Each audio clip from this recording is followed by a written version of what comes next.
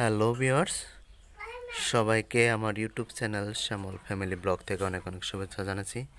এই দেখতে পাচ্ছেন, এগুলো হচ্ছে ঘাস ফুল। কত সুন্দর ফুল ফুটে আছে। এখানে হচ্ছে এটি গোলাপি ফুল, নয়নতারা ফুল। আর এখানে দেখতে পাচ্ছেন এগুলো হচ্ছে সাদা নয়নতারা ফুল। কত সুন্দর ফুলগুলো ফুটে আছে দেখেন।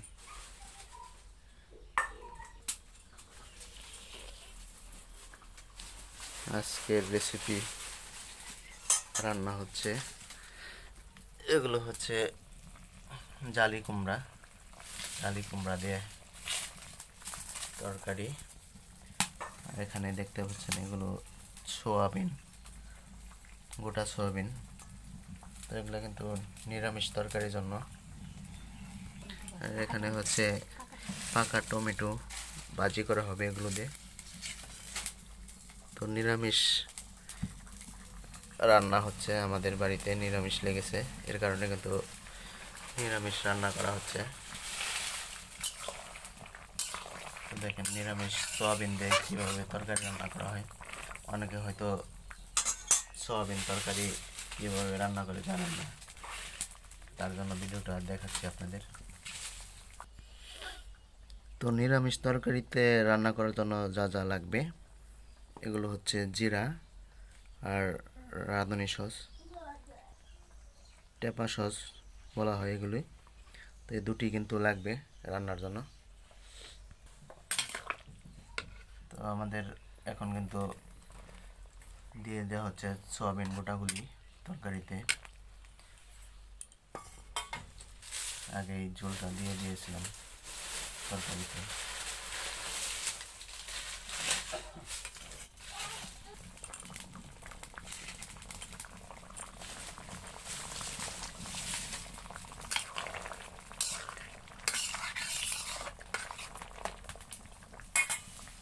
ভালো করে জাল করা হচ্ছে।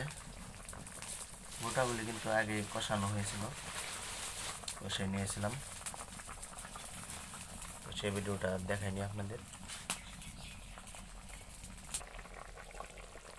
এখন কিন্তু বাটাগুলি দিয়ে দেওয়া হচ্ছে, জিরা বাটা, টেপা সস বাটা।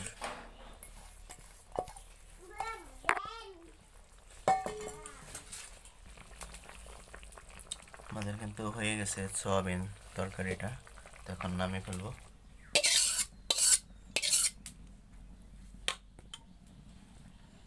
এই দেখুন, নিরামিষ সয়াবিন দিয়ে তরকারি,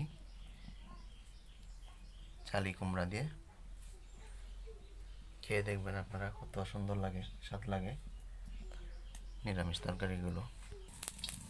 তো এখন টমেটো ভাজি করার জন্য কড়াইতে তেলটা দিয়ে দিচ্ছি।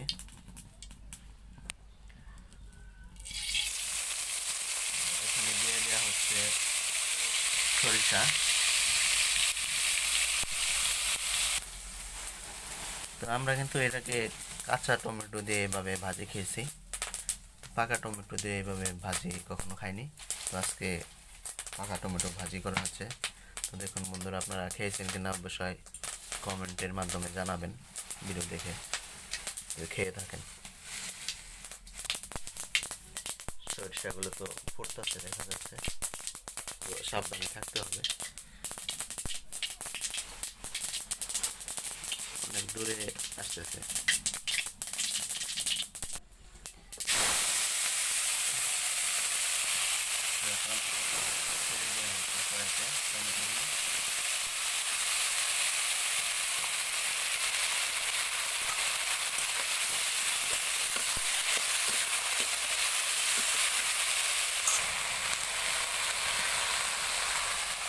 লবণটা দিয়ে দেওয়া হচ্ছে, এরপর হলুদের গুঁড়ো দিয়ে দেওয়া হয়েছে।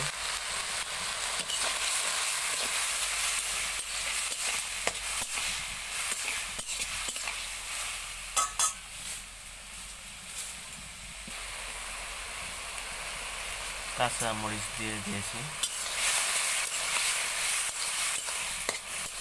কাঁচামরিচ কিন্তু অল্প দিয়েছি এখানে।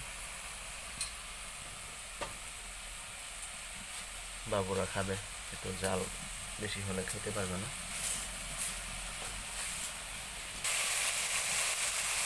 আমরা কিন্তু সামান্য পরিমাণে চিনি দিয়ে দিয়েছি ভাজিতে, টমেটো ভাজিতে। তো চিনিটা দেওয়ার কারণটা হলো কিন্তু এই টমেটোগুলি টক ঝাল মিষ্টি লাগবে একটু, তো এর কারণে কিন্তু দিয়ে দিয়েছি চিনিটা। আমাদের ভাজিটা হয়ে গেছে, পাকা টমেটো ভাজি।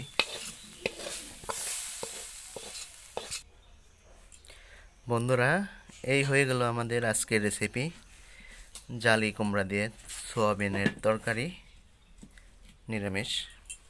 আর এই হয়ে গেছে পাকা টমেটো দিয়ে ভাজি, চাটনির মতো অনেকটা টক ঝাল মিষ্টি লাগবে। তো এই যে এখানে কিন্তু খুব সুন্দর করে ডেকোরেশন করা হয়েছে শসা লেবু দিয়ে। তো আজকের আমাদের নিরামিষ রান্নাটা কেমন হয়েছে অবশ্যই জানাবেন বন্ধুরা কমেন্টের মাধ্যমে। তো ভালো থাকবেন সবাই, আজকের মতো এ পর্যন্তই।